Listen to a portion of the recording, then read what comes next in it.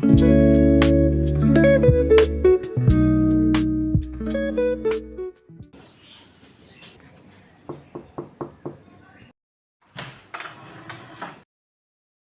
masuk.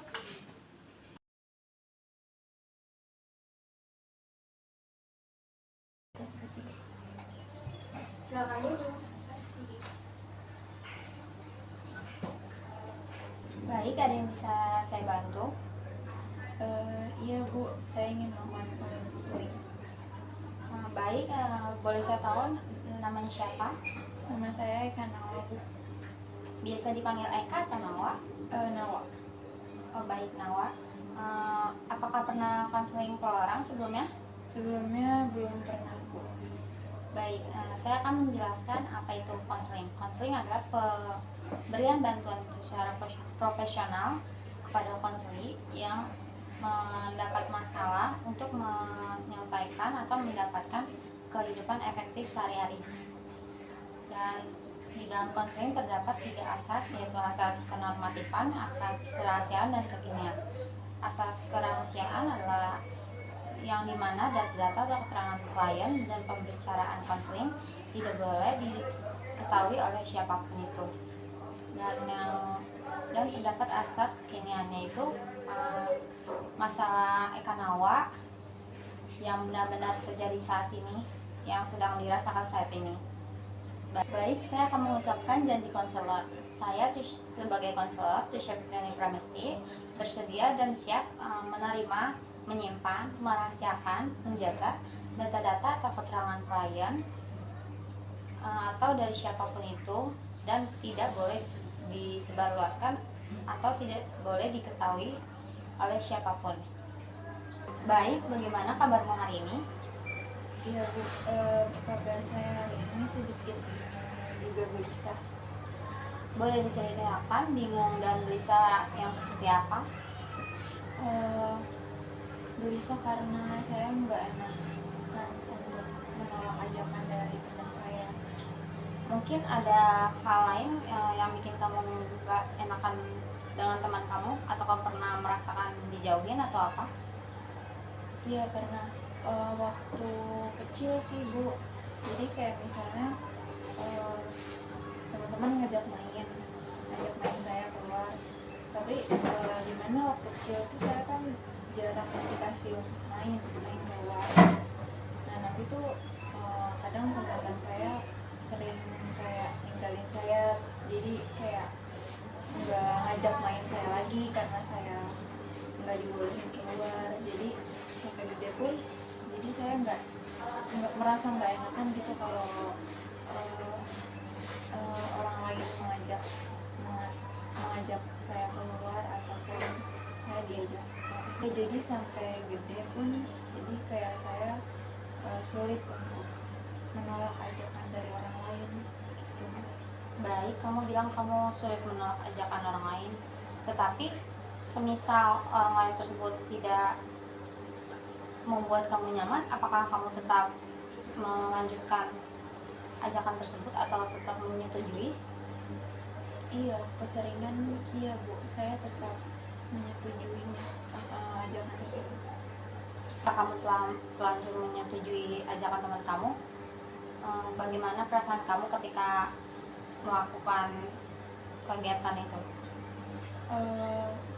Biasanya sih setelah terlanjur menyetujui ajakan dari orang lain, itu setelahnya saya merasa menyesal karena saya sebelumnya tuh kadang sudah membuat janji ataupun ada rencana saya sendiri, dimana saya harus mendahulukan,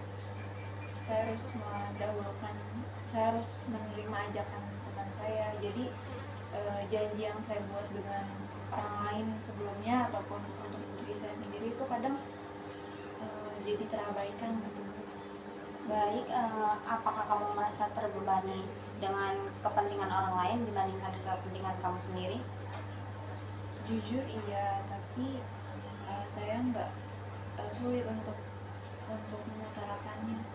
Baik, kamu mengatakan bahwa di masa kecil takut mengatakan tidak karena dijauhi oleh teman-teman di masa kecil kamu. Mungkin kamu pernah mencoba mengatakan tidak itu di masa sekarang atau di usia sekarang? Untuk di masa sekarang pernah sih Bu. Kira-kira bagaimana respon teman kamu tersebut? Kadang ada yang sama aja sih, kadang ada yang kayak gak suka ketika saya menolak ajakan mereka. Kadang juga ada yang ngerti saya emang lagi nggak bisa untuk ikut ajakan mereka. Baik, kamu bilang bahwa beberapa teman kamu ada yang suka dan tidak suka. Nah, teman kamu yang tidak suka ini, bagaimana perasaan kamu ketika terdapat teman yang tidak menyukai kamu? Saya langsung gak enakan Bu sama teman saya, karena ya saya kan udah nolak ajakan dia, terus dia kayak merasa gak suka gitu sama saya. Nah itu jadi ke saya lagi, jadi saya gak enakan juga nolak ajakan teman saya gitu. Baik, kamu tetap tidak merasa tidak enakan. Kamu merasa kesal atau sebal dengan teman kamu yang tidak menyukai kamu karena kamu juga belum menjelaskan kenapa kamu nggak bisa atau tidak bisa menerima ajakannya. Iya, kadang kan merasa kesal karena ya dia kan belum dengar penjelasan dari saya juga gitu, kenapa harus nggak suka karena saya menolak ajakan dia. Perasaan kamu terhadap diri kamu jika menolak permintaan orang lain atau ajakan orang lain atau teman kamu sendiri? Kadang saya merasa kepikiran sih Bu, karena nolak ajakan dari mereka atau dari teman saya. Kamu bilang kamu kepikiran jika kamu menolak ajakan atau permintaan teman kamu tersebut. Mungkin ada cara lain untuk meminimalisir rasa atau perasaan kamu biar enggak kepikiran orang atau teman yang mengajak saya dan yang saya tolak ajakannya itu. Kadang saya ajak ini sih Bu, kadang saya ajak ngobrol berdua, karena dari saya sendiri kan kepikiran, jadi biar nggak ada kesalahpahaman aja gitu. Bagaimana cara kamu meminimalisir rasa overthinking kamu karena menolak ajakan atau permintaan teman kamu tersebut? Biasanya saya pergi keluar sendiri sih Bu, kayak nyari waktu buat nenangin pikiran saya sendiri gitu. Apakah dengan kamu melakukan hal tersebut bisa meredakan pikiran kamu? Iya, sedikit bisa meredakan overthinking saya yang berlebihan. Dengan kamu melakukan hal tersebut, apakah itu hanya sementara atau bisa berjangka panjang merasakan leganya? Itu cuma bersifat sementara sih Bu, karena kadang juga masih kepikiran juga untuk masalah tersebut. Baik, tapi kamu masih ada rasa kesal atau sebel dengan teman kamu yang tidak mengerti perasaan kamu? Iya, masih. Apakah ingin mencoba mengutarakan atau mengekspresikan apa yang kamu rasakan? Iya, jujur iya, tapi nggak tahu kenapa di diri saya masih sulit untuk mengungkapkannya. Kamu mengatakan bahwa kamu mengalami kesulitan untuk mengutarakan dan mengekspresikan perasaan yang sedang kamu alami, betul? Betul. Baik, di dalam konseling ini terdapat namanya teknik kursi kosong. Teknik kursi kosong adalah teknik yang digunakan untuk klien bisa mengutarakan atau mengekspresikan perasaan-perasaan yang terpendam yang sulit untuk diungkapkan kepada orang yang ingin diungkapkan dengan mengandai-andai orang tersebut. Apakah kamu bersedia atau ingin mencoba mungkin? Kayaknya enggak deh, Bu. Kenapa nggak mau? Menurut saya ya udahlah, nggak apa-apa, nggak penting juga. Menurut kamu tidak penting, tetapi mungkin dengan teknik kursi kosong ini kamu mendapatkan perasaan yang lega dan jadi nggak kepikiran tentang hal tersebut. Apakah ingin mencobanya? Apakah itu bisa memberikan efek sedikit mengurangi pikiran saya ketika saya melakukan teknik tersebut? Baik, jika kamu ingin mencoba teknik kursi kosong, menurut saya akan lebih membuat perasaan kamu lega dan menghilangkan pikiran-pikiran yang kurang baik di diri kamu. Apakah ingin mencobanya? Baik, Bu, kalau begitu saya ingin mencobanya. Baik, teknik kursi kosong ini Eka Nawa membayangkan teman kamu ada di sini. Membayangkan pertama-tama dengan membayangkan wajahnya, lalu dengan bagaimana cara ia berpakaian. Baik. Baik, kursi yang akan saya gunakan adalah kursi ini. Dengan kursi ini, Kanawa bisa membayangkan orang tersebut ada di sini dan mengkomunikasikan kepada kursi ini. Saya akan berdiri di samping Kanawa dan saya tidak akan melakukan apapun dan berkomunikasi apapun. Jadi, silakan Kanawa mengungkapkan atau mengekspresikan perasaan yang ingin disampaikan atau diungkapkan kepada kursi ini seluas-luasnya dan sedalam-dalamnya. Hai teman, sebenarnya udah lama sih pengen ngomongin ini tentang apa ya, rasa nggak enak aku sama kamu, soal kalau misalnya kamu ngajak keluar atau ngajak main itu tuh kadang yang menurut aku tuh kayak agak kepaksa juga sebenarnya, dan agak ya terpaksa lah intinya. Soalnya di situ tuh gimana ya, kayak kamu tuh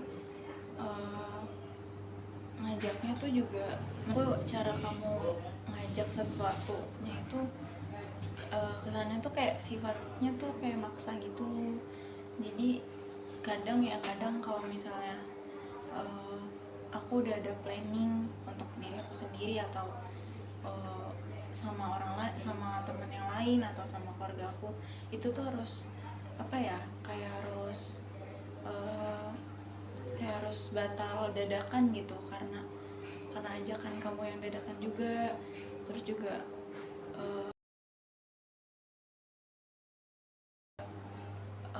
kalau misalnya nggak diturutin, kamunya kayak gimana ya, kayak rada jengkel sih yang aku lihat ya.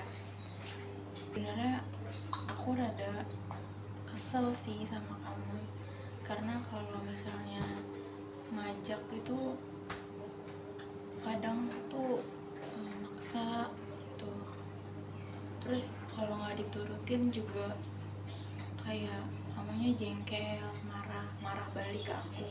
Padahal kan gimana ya, kamu nggak tahu kan kalau misalnya aku tuh juga punya urusan masing-masing, juga punya urusan pribadi sendiri yang misalnya nggak bisa ditinggal, jadi harus mendadak ditinggalin gara-gara cuma buat ngeiyain ajakan dari kamu gitu.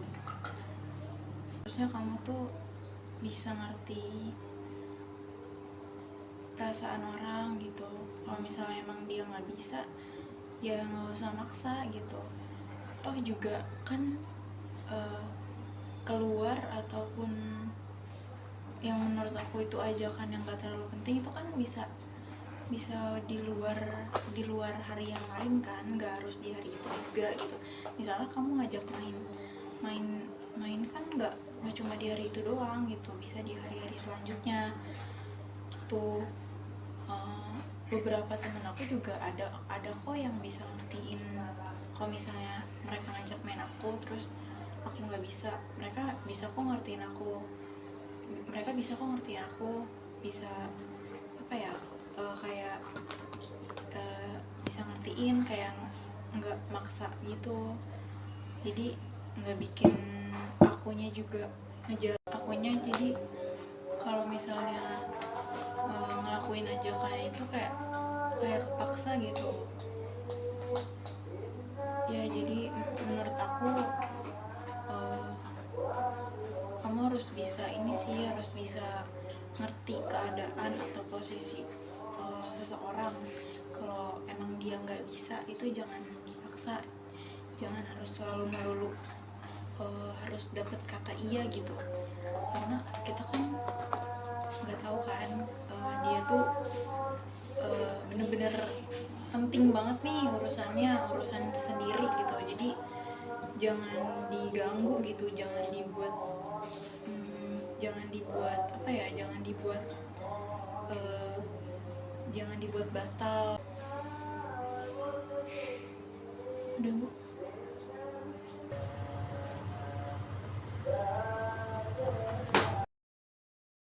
Baik, tadi Nawa sudah melakukan teknik kosong dengan mengungkapkan kepada teman Nawa. Mungkin nggak kamu mencoba membicarakan hal tersebut kepada teman kamu?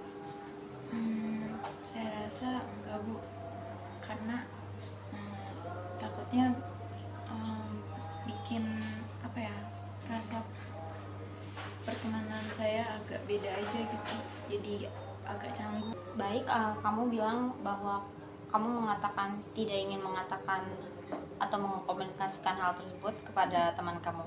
Iya. Karena apa mungkin? Karena sungkan dan malu Bu. Baik, karena rasa sungkan dan malu ya. Iya. Mungkin Nawa ingin merasa lebih tegas dan percaya diri untuk menolak atau mengatakan tidak kepada teman kamu, betul? Betul.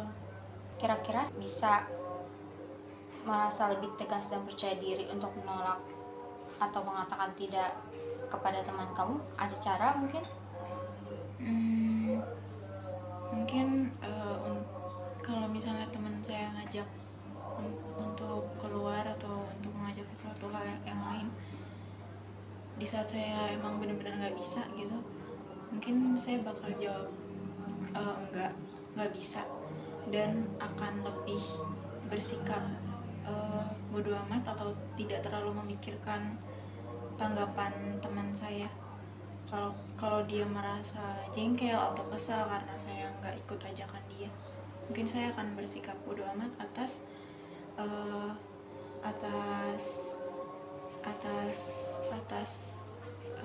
jawaban dia. Oke, baik. Kira-kira di waktu lain kamu ingin mencobanya? Tetap tidak mau? Mungkin masih tidak akan saya coba, tapi saya akan berusaha memaafkannya. Mungkin ada yang ingin diceritakan lagi? Sepertinya sudah cukup Bu. Setelah ini mungkin ingin melakukan konseling lagi? Saya rasa sudah cukup Bu sampai di sini. Baik, karena tidak ada yang ingin disampaikan lagi, kita akhiri sesi konseling ini. Saya sebagai konselor Trisha Fitriani Pramesti mengucapkan terima kasih. Terima kasih Bu Trisha atas layanan konselingnya.